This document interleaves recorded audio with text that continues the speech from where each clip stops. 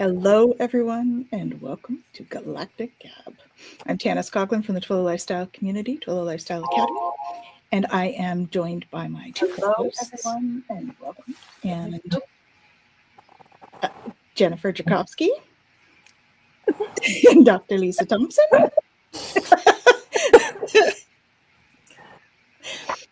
And right, that was me. I was going on to make it public because for whatever reason, whenever we go live, it always puts it private for me.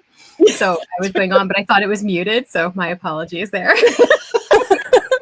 No problem. So this is like our second show. So if you haven't seen the first one, you guys take a look at the first one. You get to see our stories, really, or hear our stories. In the first one. So it's a fascinating one. We had a lot of fun with that one. And we're looking forward to sharing more. So we have a few people already here that we want to share. So we have Pogo. Hey, Kaylee. Thanks for joining us. And we have Jonathan Daly. Hey, Jonathan. And we have Carla Coda. Hey, Carla. How's it going? And Rossi, hello. How is it going out there? I think you're in Florida. So we got people from all over in here today. Awesome. What have we got? We have Ottawa, we have Hawaii, and we have Florida at the moment. And so we also have Lisa, who's from Hawaii, and then I'm from Ottawa, and Jen is from Quebec. So we're all over the place. All over the place. And so it's been quite a week. It has. Lots of energies this week. We're all like, we made it through the week. Yes. So we are here. Yeah, and we're here to gab. I think we're going to pull from Lisa's deck, right? Yeah, I think we're going to do that. So yeah, do you want to show your deck and tell us a little about it, and then we'll look at the card? I would love to. Yeah. So the deck that we're going to be using is Wisdom of the Galactics Oracle deck that I created. And there are 52 cards, 13 different galactic races, 4 cards per race. And this was actually a shorter version of my book, Wisdom of the Galactics, Channeled Messages to Elevate Your Life. So very cool. So they can be independent or used in conjunction with each other. And so I have already pre-pulled a card. And when I read it, because I was like, what do I need to know today? And I thought, this card, I think we could have some really good conversation about. So the very first card that got pulled is Zeta, Perception. And so do you want me to read the card first, or do we want to talk about who the Zetas are first? Maybe let's talk about who they are so that people have a background as to... Because that'll frame the card a little bit as well, I think. Okay. So, and keep in mind, this is from my perspective and experience on who I know the Zetas to be. Because there's different information out there. So take what resonates with you. Okay, so what's interesting is that the Zetas actually, they originated in the Lyra constellation. Did you know that, Jen? I didn't know that they originated in the Lyra constellation. Yeah, so they actually, they were on a planet known as the Apex planet, and they were highly diverse humanoid types. They experienced a lot of polarity, like we do here on Earth, and even more so, and even more diverse than we are. I don't think it's just me. You're cutting out or something. Okay, let me get the settings again. Can you hear me now? Yeah. Yes. Okay. This darn microphone. Okay, so they were highly diverse as a race. They were highly polarized as well. So they were very much like we are here on Earth and experiencing. No? Can you not hear me? I mean, I can make out what you're saying, but it's hard. Uh-oh. Okay, let me try something else. The way It's you when are you right lean in now like is that, where it works. Yeah. Okay, can you hear me now? Yeah. Can Yeah. you hear me loud and clear? Loud and clear. Loud and clear. I just got to get right up in here. You do. Okay. So highly diverse beings, very polarized, Mhm. and they actually went to war against each other. Like there was this massive world war that was going on, and they essentially, using nuclear type weapons, shifted their planet completely out of the Lyra constellation into Zeta Reticuli system. They didn't know they had done that. The survivors had gone underground. And because they had, they basically thought their emotions were what, destroyed their civilization. And so they decided to breed out all of their emotions to become a purely mental, logical race. Oh dear. Okay, so what that did was their heads grew larger, their bodies got smaller, and they ended up not being able to have natural reproduction. So they became sterile. They had to start cloning themselves, and they were then dying out as a race. And so when they realized the errors of their way, they went to the founders and wanted to correct the situation. And so they and the founders decided that Earth humans, because we are such a beautiful mixture of different ET races, that and we still have our emotions, that they would form an agreement with Earth humans to start a hybrid program to develop a spiritually advanced race of hybrid beings, Zeta human hybrids. And so a lot of people here on Earth are a part of this hybrid program. I'm one of those. And I know that there's a lot of stigma around the so-called grays, and a lot of them are these Zetas. People feel sometimes violated in that maybe their eggs or sperm are taken. But what I understand, again, from my experience as being Zeta and being part of the hybrid program myself, is that whoever is part of this program signed up for it at a soul contract level, right? So I know as a Zeta, I was like, yes, sign me up. I'm going to go be a human, and I will contribute to this program.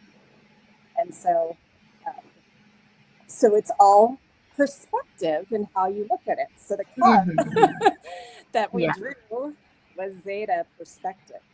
And so really when you understand who a lot of these different races are at a deeper level and understand what their motivation is and that we all have these agreements, the perception can change. And so do you guys want to add anything to anything I've just shared? Yeah, well, it's really fascinating because I wasn't aware of that history except for what was given to me for the book.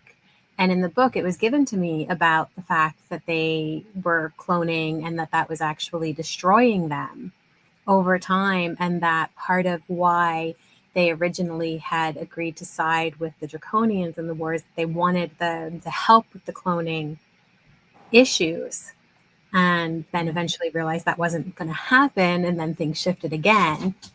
Right. And so it's interesting. Again, we're talking about like the evolution of races, right? To see how, they've gone through their process and come back through to this point.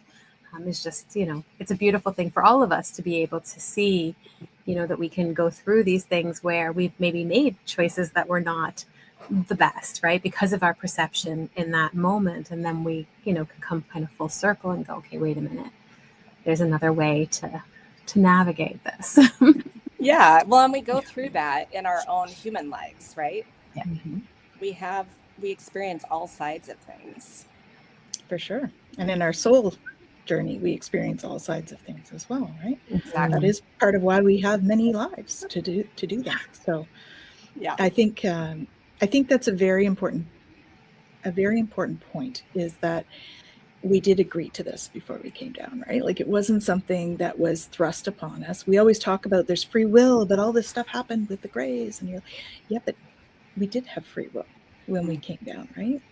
And I think, the hybridization program has been an important one in numerous fronts. I think it's important for the Zetas and their agenda, but I think there's also the part of the hybrid program that's a different part, right? The part that is actually going to be some of the first ones that come down, who will actually look more like us, who will be like my daughter, who will be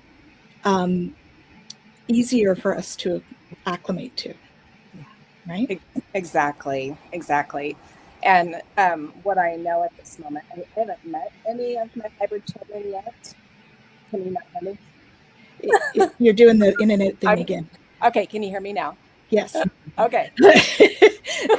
So we'll have to do a journey together, Lisa, and I'll introduce you. Yes, but I have 12 hybrid children Wow. of the Zeta human type. I believe I have other hybrid children as well. But, well, and what's interesting is the Mantis, being master genetic engineers, they help the Zetas with this hybridization. You're cutting out. Yeah. That. Oh no. Okay. Oh man. Do you have another microphone, like another camera that's got a microphone that might be? Well, it's in my closet. Okay. Can you hear me now? Yeah, you just sound really far away. Yeah. Okay, even though I'm okay. What if I talk louder? Yeah. You can try talking louder, yeah, because it gets muffled and then it starts to fade. Very interesting, because this doesn't do this when I use StreamYard on my show. So, okay.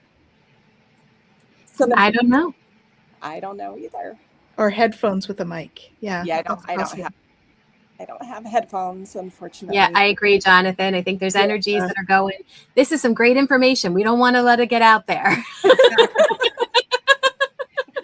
We're pushing for acceptance of all, right? And that's just not always a popular agenda. Actually, that's a very good point, and that's what I did as a Luru, right? So, okay. Can you hear me? I'm going to read the booklet on what the card says. Okay. Okay. So, what do you understand about your human life that you came here to experience? What are your observations? Where have you evolved?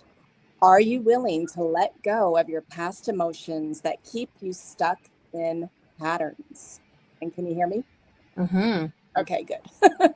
You get to make that choice right here, right now. For some of you, it's comfortable to stay stuck there because it's familiar. It can be fearful to branch out into the unknown. We invite you to take that step if you're ready. If not now, you always have the choice. We want you to understand there is nothing to be afraid of with any of your extraterrestrial family, brothers, sisters, and guides. Humans often get confused about different agendas that they don't understand and contracts that they forget they have signed up for, including perceptions of reality. You can move forward without fear. You always have a choice and the reality that you are experiencing. Your perception can change instantly. Love that. Yeah, very much. Very much. Very good. We have a new person. We have Lauren. Hey, Lauren. Thanks for joining us. Yeah, that idea of how our perception can change in an instant, right? There's so many times, and I can think back even through my life where I think something is a certain thing, and then just this one little bit of information comes in, and it's like, whoop, complete perception shift. Yeah. Right? In that moment, you just go, oh, okay, that's yeah. Right. And it helps us to recognize that what we think something is not always the way it is.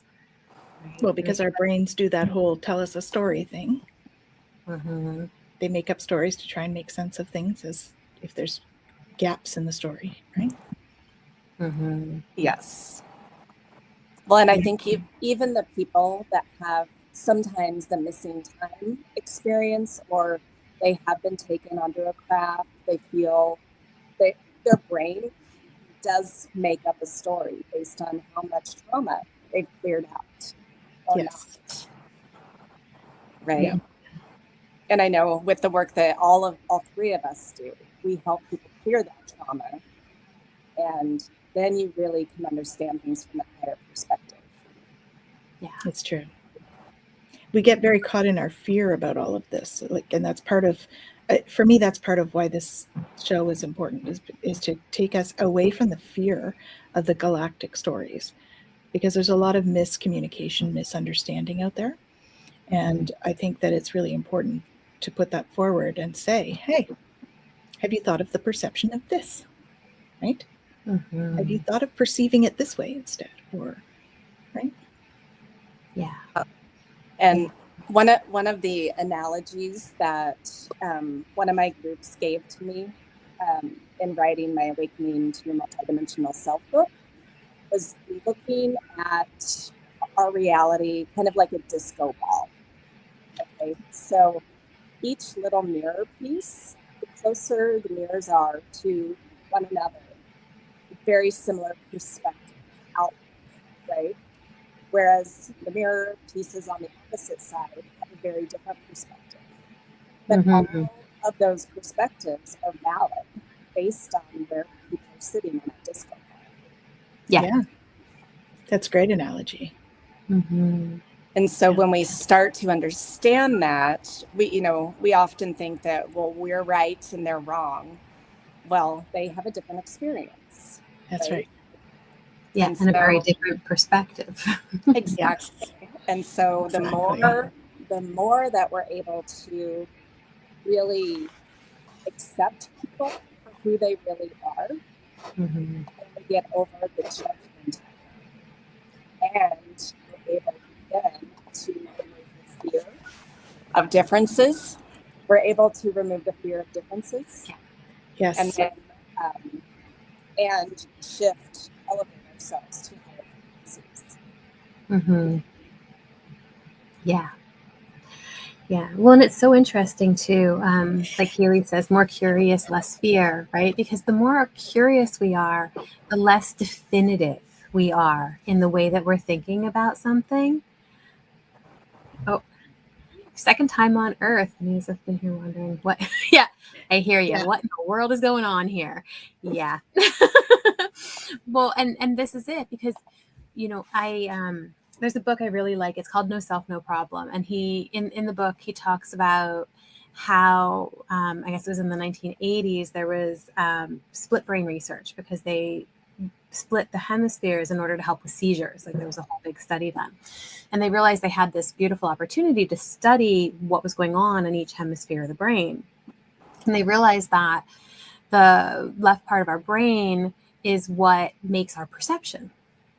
Right? And decides, like, it's all of our labeling, all of our judging, all of our perception of individuated sense of self, all of that is in there. And what they came to understand is that the brain, it didn't care if things were based in truth. It just had to make up a story to make sure that it understood what was happening. And so what they would do is they would show things just to the right brain. The person would have a sensation go through their body, or they would do something as a reaction to what the right brain was shown, but it's the left brain that answers. So then they'd ask the left brain, why did you just do that? Or what's going on for you? And even though the left brain had no access to the why, it would make up a story in order to answer the question. And it was just a fascinating thing to see. And so what we begin to understand is that, we don't necessarily have to trust what the brain thinks is happening, right? The more open and the more curious we can be, the more we recognize that what we're perceiving is just one possible story, right? There's so many more possibilities there that, we might not be taking into consideration. Yeah. Well, and Jonathan has a great thing here too. He says, goes with my favorite quote about life being a spiral, and we return to the same place with a new perspective and learning from the experience on a deeper level. Mm-hmm. Very Most good. definitely. Mm-hmm. What were you going to say, Lisa? Sorry. It slipped my mind. It'll come back. Oh, I'm sorry. It's okay. Bring it back to her. I have some beings in behind me at the moment, so I'm feeling them playing with my hair, so it's kind of distracting me. It's kind of funny. Yeah. It's likely my Pleiadian guides, because they tend to do that. Mm-hmm. Yeah, but I really appreciate what you were sharing in terms of perspective, in the sense that, you know, once we get here, I think that there's a great forgetting that happens. Yeah. Right. And we have to open to that knowledge again. And sometimes, you know, like you said, we don't remember the contracts that we've made, or we don't remember what we, you know, signed up for. Yeah. Right. And so then we go through these experiences and we get into this place of, you know, why is this happening, or what's going on, or, you know, feeling a certain kind of way about it because of the perspective that we're holding. Right. And to be able to kind of go, okay, what else is possible here, really does allow for significant shifts in the reality that we're experiencing. Well, and doing that open and curious thing, right? Rather than being closed-minded and in fear mode. Mm-hmm. And I did just remember what I was going to say, which is that the quantum level, all timelines are existing simultaneously. Right? So all realities are existing. Mm-hmm. And so when we understand that, then yeah, there are realities. We might be like, I don't understand. You're going to have to why. say this again. I have a question for you. Do you have a fan on? Yes. Could you turn that off, please? And let's see if Okay. it's better. I know you'll be warm, but I'm Okay. wondering if it's creating like an interference, because it's Oh. another noise. Is that better? For now. Okay. For now it is, yeah. For now. Okay. Yes. So we'll say hello to Hypnocity. Hello, Melanie. But I want you to go back to what you were saying. Yes, go back to what you were saying. Because it was really good. What I caught of it was really like. Okay. So can you hear me? Mm-hmm. Okay. Yes. So yeah, what I was talking about was that all timelines are existing simultaneously at the quantum level. So all realities really do exist. And the more that we can realize that someone's perceived reality can be so completely different than our reality, right? Some people are, and we'll take the election as an example. Some people love Trump, and other people are so fearful, right? Both realities are existing At the same time. At the same time. Yeah. And so it really is just that perception of, you know, what aspect you're living in and what you're looking at. Mm-hmm. Yeah, definitely.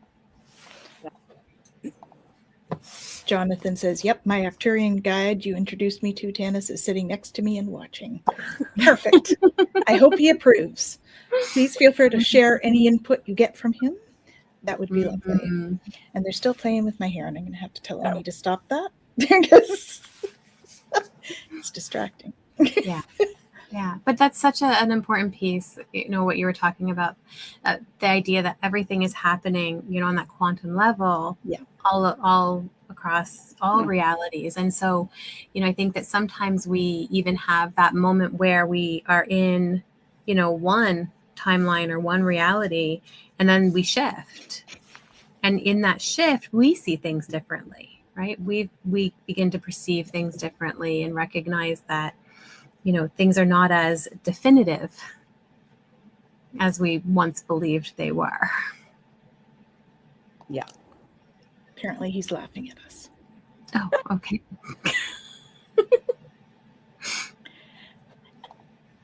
There's an awful lot of judgment going around. I prefer to pray for most benevolent outcomes universally. Mm-hmm. I agree. Yeah. That's why witness testimony is not reliable. Perception is different. Mm-hmm. Yeah. Yeah.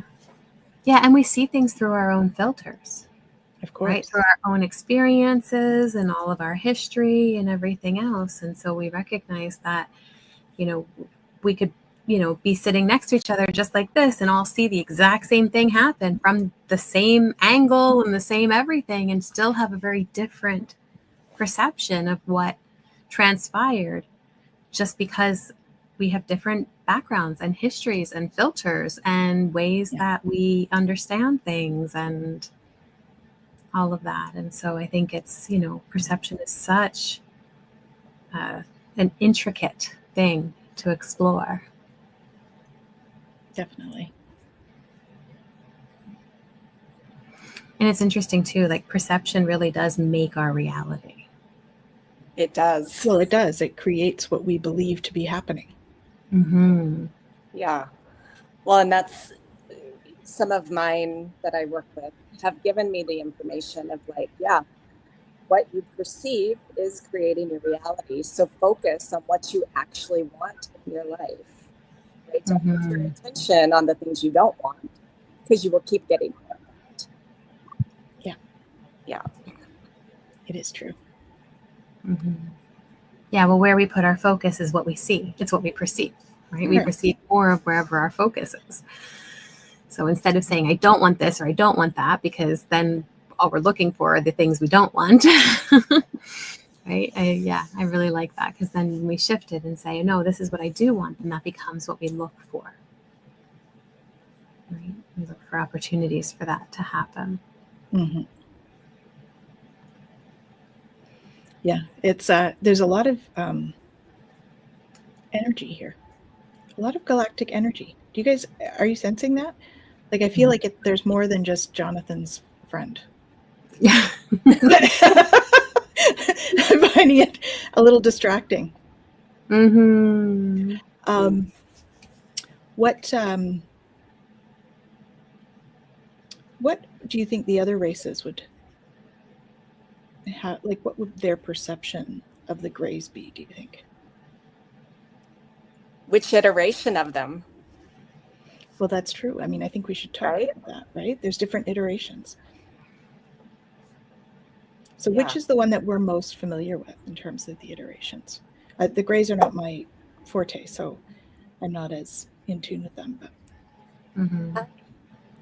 well, that's based on perception, because there are some people that are really fearful and feel like they've been violated or whatever. And then there are other people like me who love them, and I have, they come in trios commonly. And so, like, this is Zanaya, who's one of 3 that I have in the courtyard. I just bring Zanaya in here for shows. So, yeah, really, it's just perception. It is. Yeah. It really is. Well, and it's interesting too. You talk about all of the different timelines and everything happening at the same time. And one of the things that, really became very evident for me in the book and all was feeling those 2 timelines simultaneously, right? And feeling how that felt and recognizing that how I felt about some of these races then, right, versus how I feel about them now, and feeling a bit of that kind of like, there was a difference in what was going on, because where they are now in their more evolved state versus where they were when they were very much in that suffering are 2 completely different ways of being. Yes. Right. And we're different beings, right? And we're different. The 2. So we're going to have different perceptions, because I think that, the perception that we had when we were in our other being states, right? Our Arcturian, our Lyran, and our Pleiadian being, they have different values. They have different ways of looking at things in general. So they're going to look at this kind of situation. They're going to look at the different beings with a different set of eyes than we would here, right? Yeah. So one of the things that I get asked a lot on my UFO tours, and can you guys still hear me better with the fan off? Okay. It is better with the fan off. There's still a few, but it's better. Yeah. Okay. So I get asked a lot, well, are there negative races? Right? Like as a whole, are there negative races? And so how I like to explain this to my people, and I'd like to know how you guys resonate with this, is that any race that is still operating in a third, fourth dimensional reality, third density, experiences polarization. The good, the bad, the positive, the negative, right? Yeah. Now, from a higher perspective, polarization is simply a mechanism of evolution. It helps us grow, shift, change. Yeah. Now, once we hit fifth dimension and higher, fourth density and higher, then the polarization ceases to exist. And that's where love is the basis of everything. And so, there are, like us humans, there are races that have individuals that are kind, compassionate, loving, service to others kind of people. And then we have Earth humans that are the complete opposite of that, right? So you cannot put the human race as all negative, right? Right. Same with the races that are deemed negative, like the Draconians or formerly the Greys being perceived. And there's so many different gray races out there, right? They get lumped in one. But it's individuals. And that's what I now understand, that whole Uluru life of knowing that to the core of my being, and knowing that I could help those that didn't want to be part of the regular agenda get out of it. And once again, here I am educating people about that on shows and on tours. Yeah. Well, and like Jonathan brought forward, I've heard that we're all living past lives and future lives at the same time, since time is an illusion. And I think that was evident. Like you said something about that, Jen, about how when you were writing the book, and you felt very much like you were living both at the same time. And I think that would characterize my experience with it as well. Was as I was reading the book, it really felt like I was living, like there was so much parallel and interplay.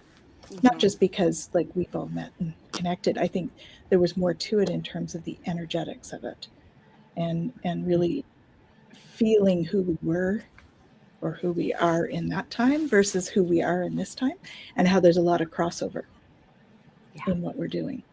And that's been a fascinating part of the journey, I think, is really noticing that. Yeah. So. Well, and like you said, Lisa, too, in terms of it kind of solidifying what you knew, right? To be able to be in both experiences at the same time and going, wow, yeah, everything I am doing here is exactly what I'm meant to be doing. And it's so parallel to what I was doing there, right? And being able to really just kind of step into that, I think for me has been a beautiful thing, too. Yeah. And it brought a lot of understanding to sort of how things have played out for me in various arenas of my life, So I think that's pretty cool. And Carla says, it seems like there's a circle of beings wanting to participate. Pretty excited about this discussion.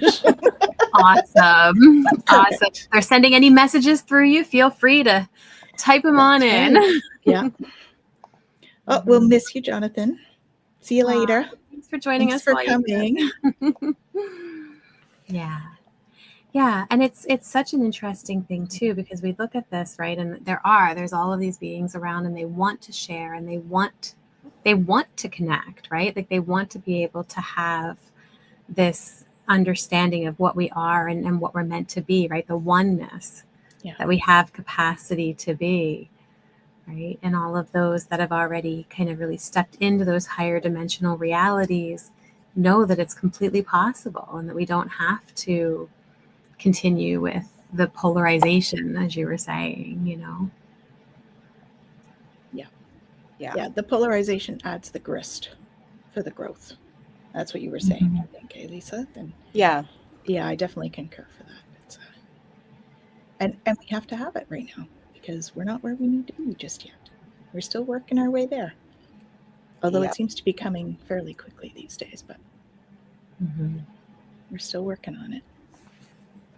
Well, personally, one of the things that's really helped me, can you guys hear me? Okay, what that has really helped me stay out of the polarized reality is by staying out of politics, staying out of the news, the media.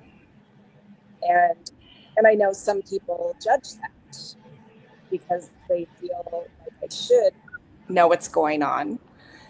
That I should have an opinion or a stance. And I used to be very, very opinionated, very judgmental.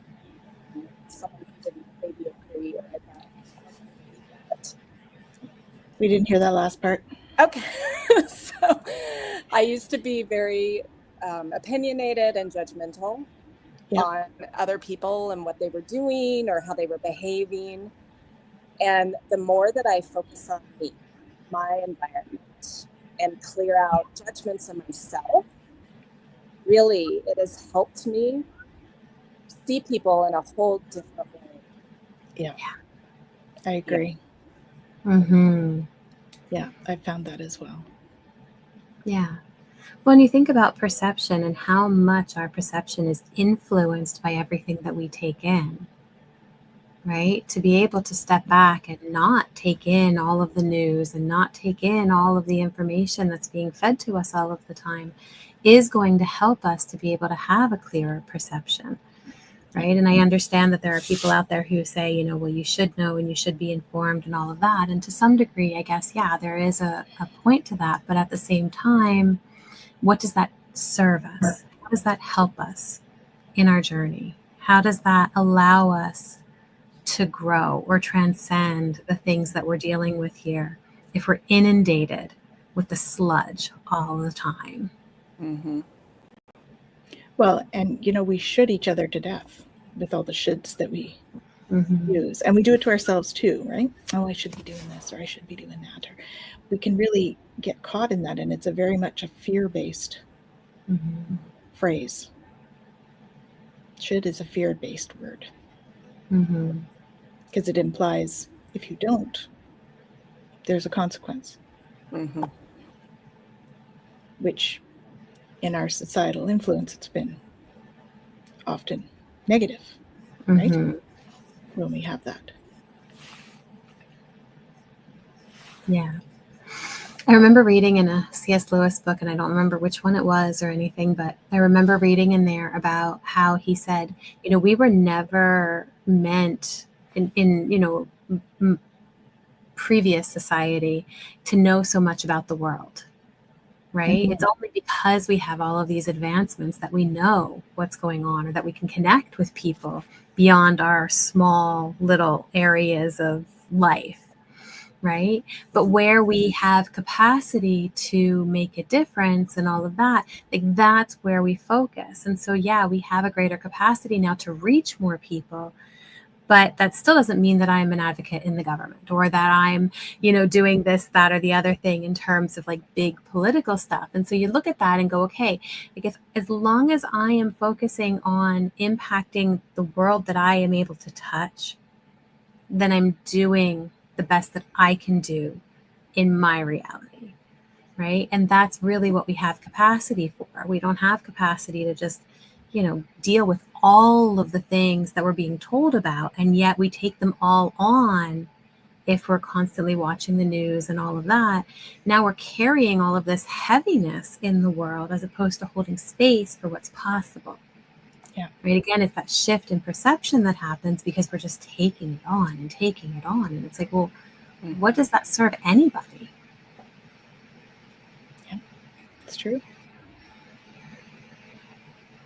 Well, and we only have control over ourselves, ultimately, right? Yeah. So the more that we can create our own beautiful environment with the people, the things around us, how we're operating in the world, that propagates out into our communities. Yeah, that's Which what makes a difference. That's right? what changes the world. Yeah. Yeah. We change the world one person at a time, one smile at a time, Mm-hmm. right? One act of kindness at a time. Mm-hmm. Yeah, I remember doing a talk on how we do influence, and then we were talking about concentric circles, right? And that idea that all I have to do is influence those right around me, Yeah. right? And if I can influence them for love and joy and peace and all of that, then they can go out and influence those around them, right? And it just builds and builds and builds and builds, right? I don't have to change the world. I just have to focus on how I want to be, right? And then be that with those that I have contact with. And then the butterfly effect Mm-hmm. takes over, right? Yeah. Whether it's energetically, whether it's behavioral, the butterfly effect takes over. You have one person who smiles at someone on their way to work. The person they smiled at feels better. They go in and maybe they're a supervisor of a team. So they have a better day. So their team has a better day. Yeah. And they go off to their families after having a better day, who spread it to their families, who then go to their activities, who then spread it to everybody at their activities. Mm-hmm. And you can see how just one smile can make a difference for so many people. So it's amazing. Mm-hmm. Mm-hmm. So I have a question for all of you out there. What galactic beings are you connected to? Do you know? Which ones have you had experiences with? And which ones are you wanting to have experiences with? Mm-hmm. I'm just putting that in for discussion.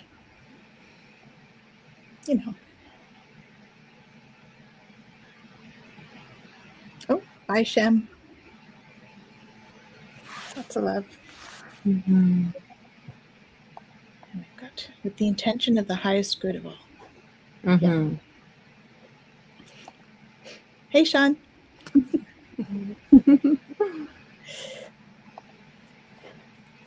Yeah. So who do you know? So what kind of, let's talk about our perception of how we see our guides, because we each have galactic guides. Mm-hmm. So how do we perceive them? Whether it's our perception of how they come in, or how do we actually perceive them? Do we perceive them through third eye? Do we perceive them through energetic feeling? How do we perceive our guides as they help us? What do you think? Well, I can speak for myself. Sometimes I can see them, right? That third eye seeing them.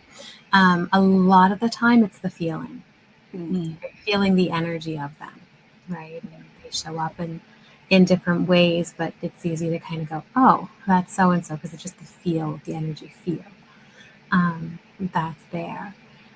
When it comes to messages and things like that, I think that varies as well, because, and I think this comes back to like the clairs that we're most connected to, right? Yeah. Where if I'm, writing, it comes in one way.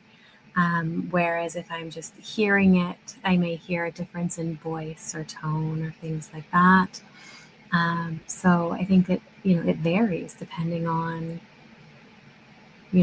maybe a lot of things. And maybe part of it is they're adapting to what I can handle in that moment, right? Maybe a part of it is they're going, Jen, come on, listen to me. I'm pretty sure I feel that sometimes. And then they're playing with my hair and they're going, see, we're here. Yeah. How about you, Lisa? How do you perceive them? So when my Arcturians want to come through, I feel pressure on the back of my neck. Ah, the mouth of God. So they want to come and channel. Yes. We channel through there. Yeah. And so that, like, when I'm like, hi, what? And then the pressure would stay until I would sit down and connect. Yep. Yeah. They can be persistent. Yeah. They can. Yeah. The other guides, I definitely am clairsentient, so I get the feelings, and they're cognizant of just like, hey, I know. And I sometimes it's clairaudient, like you. So it's a mixture. But specifically with the Arcturians, it's that pressure on the back of the neck.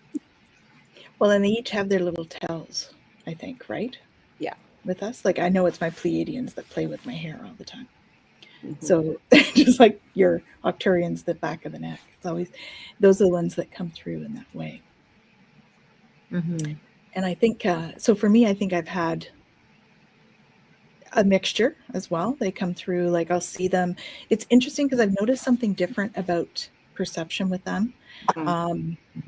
Sometimes if I'm seeing them in front of me, it's almost like a reflection from here, but I'm also feeling them there. So there's some kind of a combined experience that happens with that for me. So it's not like they're right there, but they are, because I can feel them there.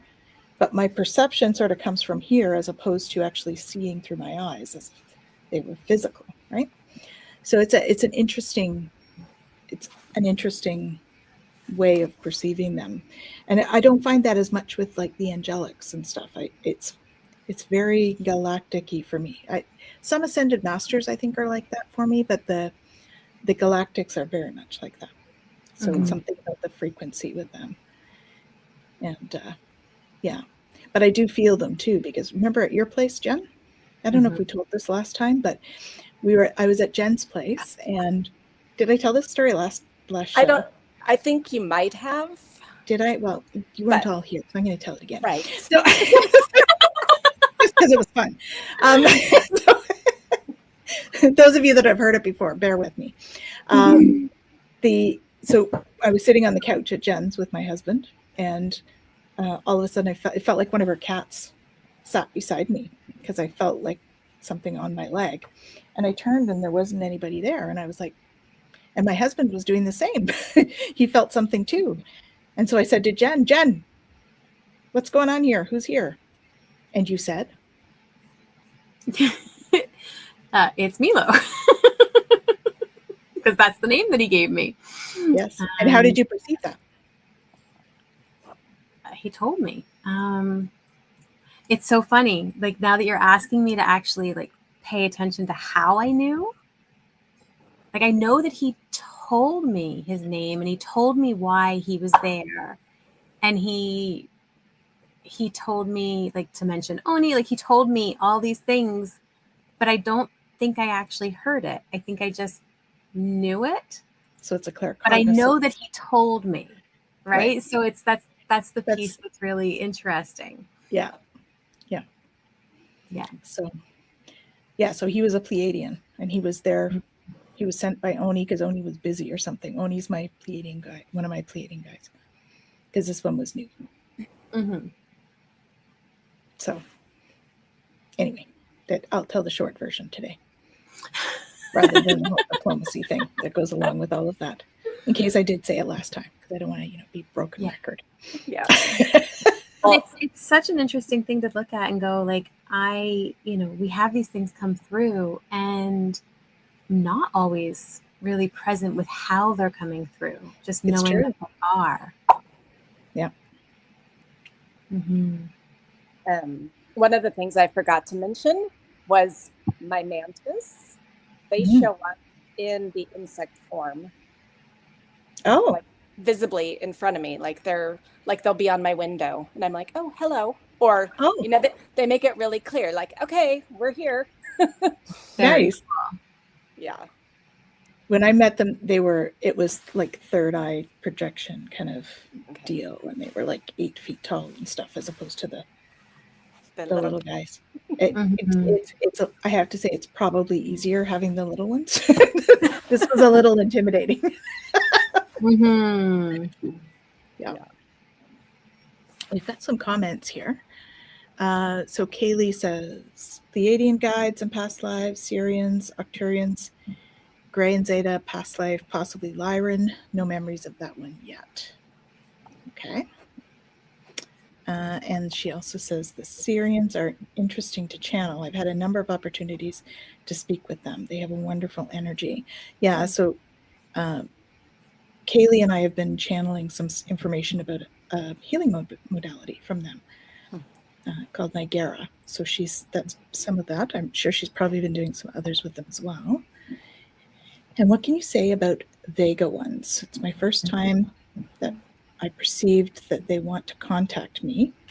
I feel my whole body warm, like I'm exercising. Okay. Mm-hmm. Vega. What do we know about Vega? Do you want to go first?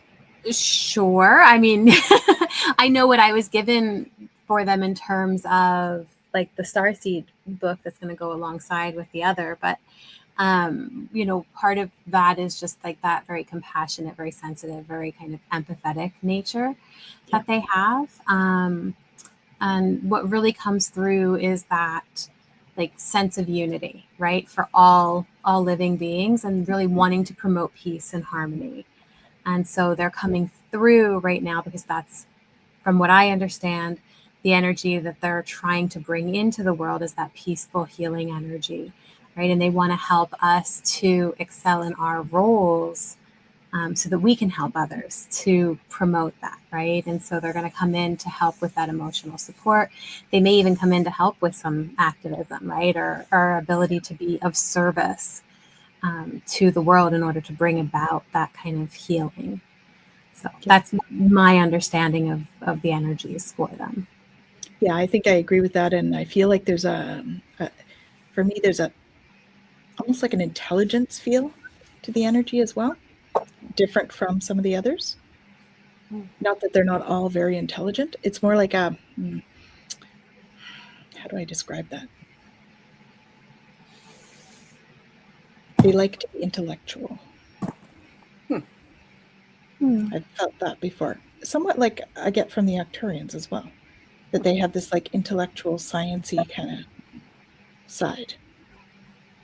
I don't know. That's my feeling with them, but I don't have a lot of experience with them. So what's your experience, Lisa? So one of the things that came through when I did the Wisdom of the Galactics, so they are the ones who have a deep esoteric spirituality, and they planted the roots of Buddhism, Hinduism, and Native American spirituality. Okay. So really deep connection. And so I know that in terms of the themes that came through with them are faith, inner wisdom, introspection, and meditation. Yeah. So really connecting within. Yeah. So are they the ones that are very connected to like the Hindu gods and that kind of thing? Okay, gotcha.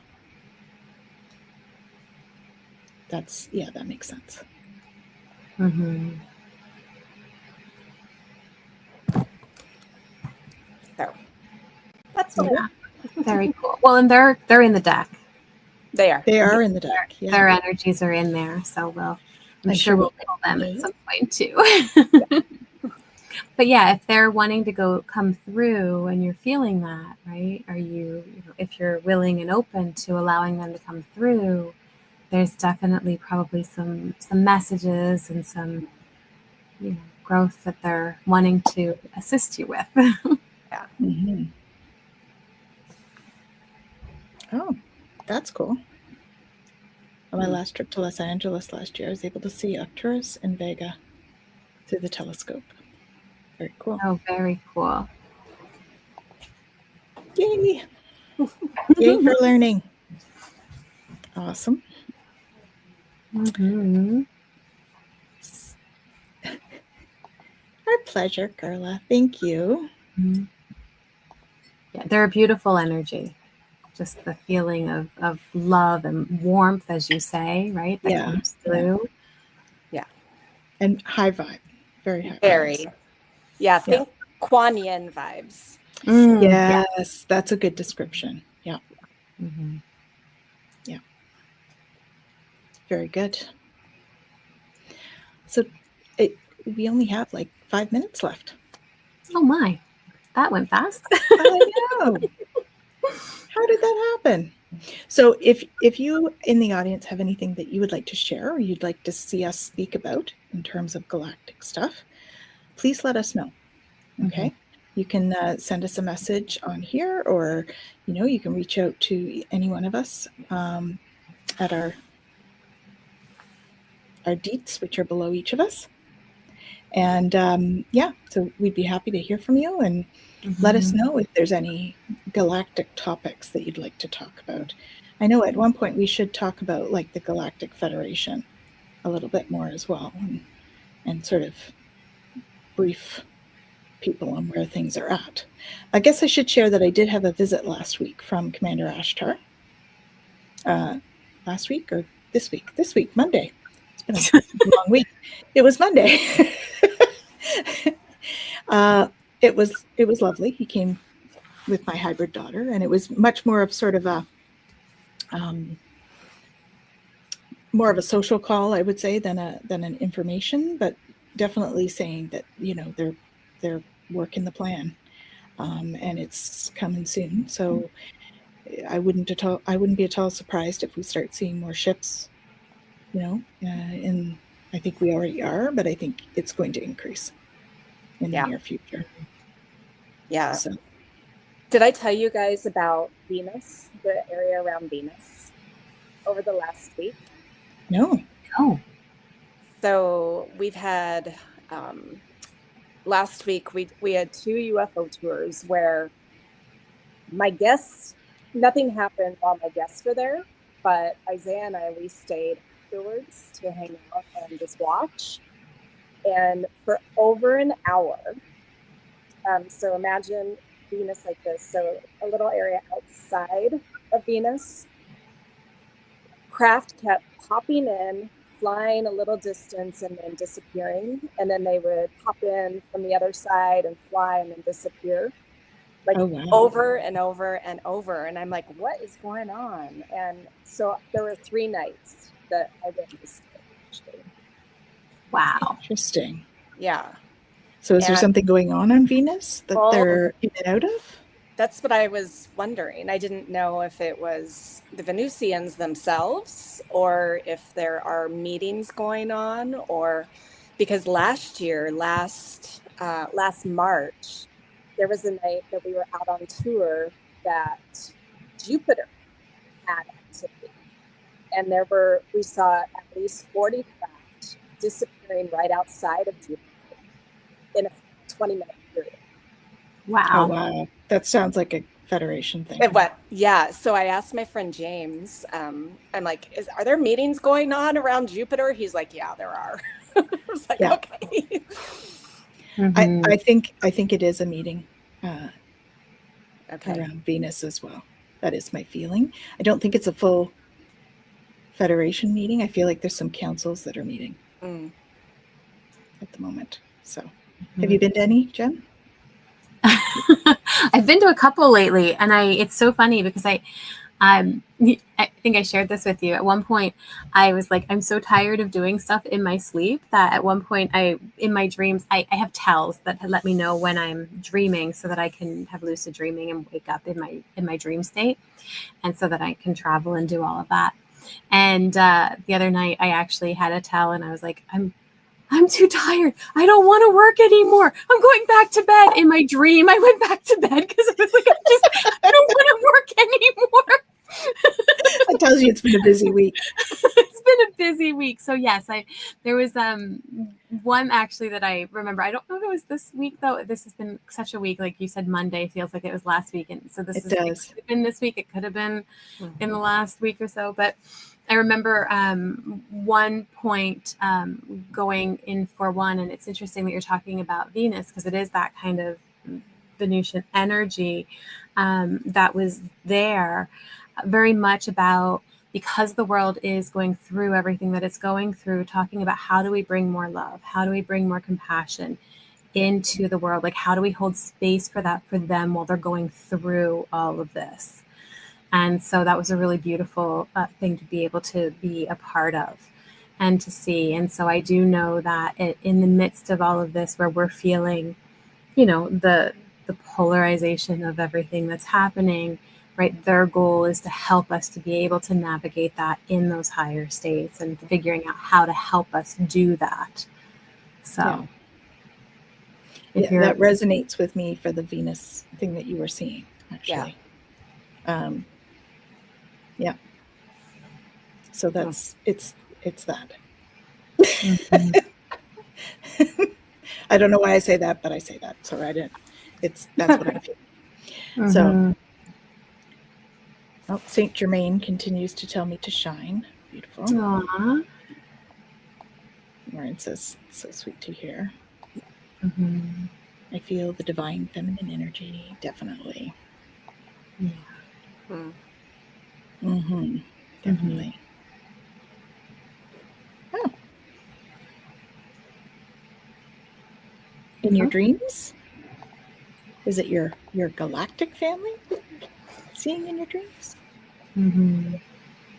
Yeah, I don't remember them all that often. I did have one that I remembered, but it wasn't really galactic. I wouldn't say it was galactic, more the warrior stuff. So Mm-hmm. I don't, most of my galactic stuff, I would have to say, happens in meditation for me when they come in. So, or in Jen's house. Well, they happen here too, but she has a magic house. They're everywhere. It's great. Yeah. What's coming really strongly, and I think that this is part of it, they really want me to just share that over the next couple weeks to really open to love, to allowing love to flow through you, to come in and then to breathe out that love in everything. And if there's something that wants to come out and it doesn't hold that loving energy, take a breath and allow yourself to just move through it and release it so that you can hold that space for love in everything that you do, because that ultimately is going to be what shifts the world and what shifts our reality. That's what we have power over, and that's what they can help us do. So if we open to that, they will pour that love into us and allow us to feel that on a cellular level. It's going to come in, it's going to heal. It's going to take care of things that need to be healed within our bodies, but it's also going to be what emanates through us in order to heal the world. Beautiful. Thank you. And who is that from, please? The Venusians. In general, it was a group discussion. Yeah, this is their message. If I get a particular name,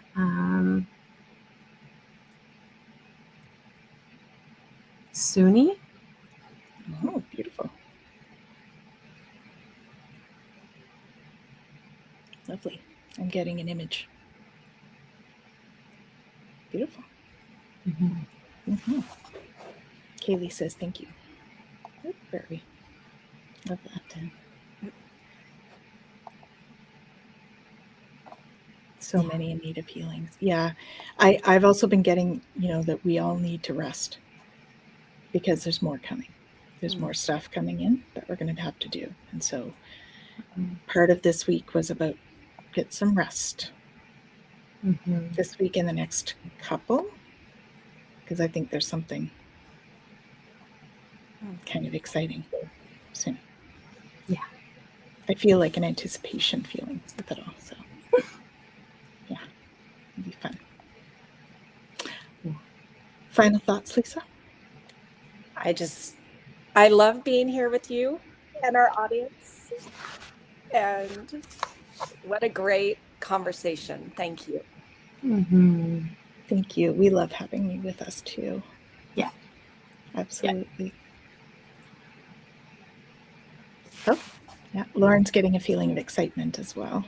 Nice. Yeah. Take care of yourself, everyone. Yes.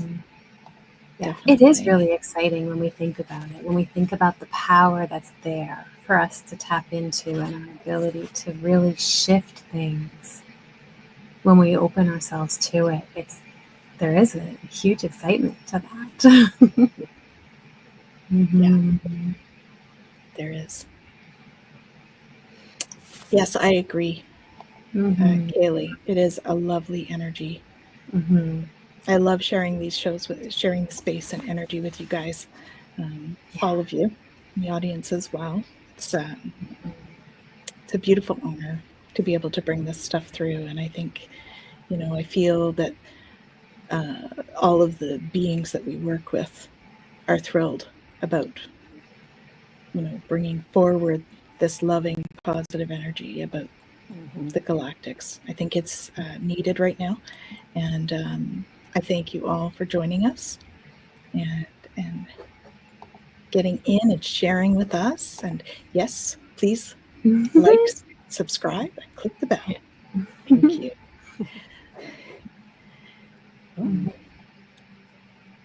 Kaylee says, been feeling like something's been coming since late last year. It's driving me crazy, but trying to be patient, knowing time is right. Yeah, divine timing on everything, right? Divine timing. Oh, thank you. Yeah, I think we all try to bring that, right? Allow people to have that open discussion on all aspects of who we are, right? I think the galactics, it's part of it, but it speaks to all of it. Yeah. So thank you all so much for joining us. Don't forget to come back next week for Twillo Talk. We have Twillo Talk on Monday at 5 p.m. We have Galactic Gab in another month, so stay tuned for that. And Jen, do you have anything else going on that you would like to share? In the next week? That's a good question. Well, yeah. If you come back on Twillo Talk on Monday, we'll tell you everything that's going on. Yes. Yeah, I don't even know where we're at anymore. That's how I'm doing. What day is it? I don't know. Yeah. So next week is just the Twillo Talk, and then after that, I've got the Gerald next kind of laugh and learn with him on human design stuff, but we can talk about that on Twillo. And I know we've got our we have our Beyond Being Human. Yep, that's coming up next week. Human.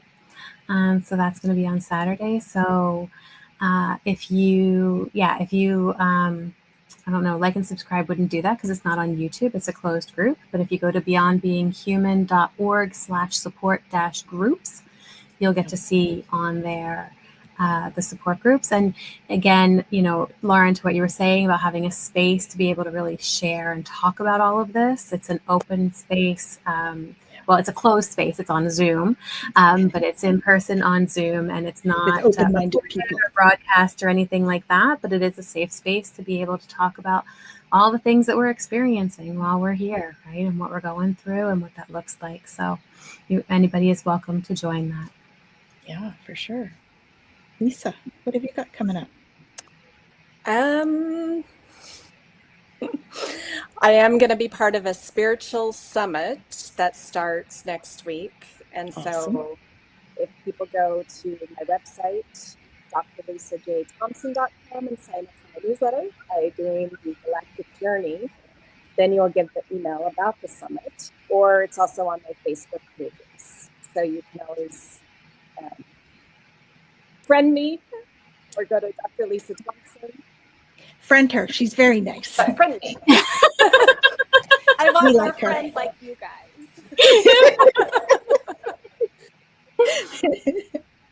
Awesome.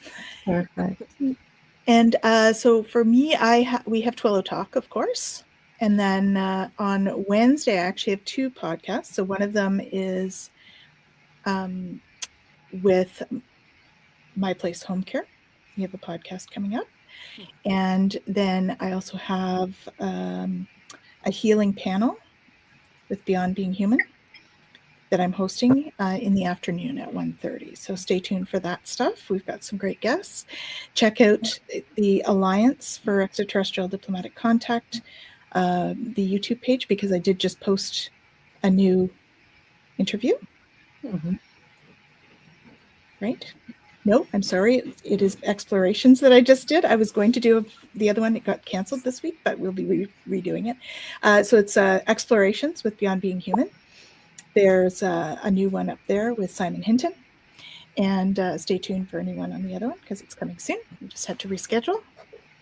And yeah, I think that's what we've got. And then Jen mentioned our support group. So we wish you all a wonderful, wonderful week. I'm sure we'll see you soon. And lots of love from all of us. I love doing this with you guys. I love you. I'm pleasant to it. I don't have the magic hearts either. We send it from here. That's what we do. We send it from here. And that does it. There we go. Have an awesome week, everyone, and we'll see you soon.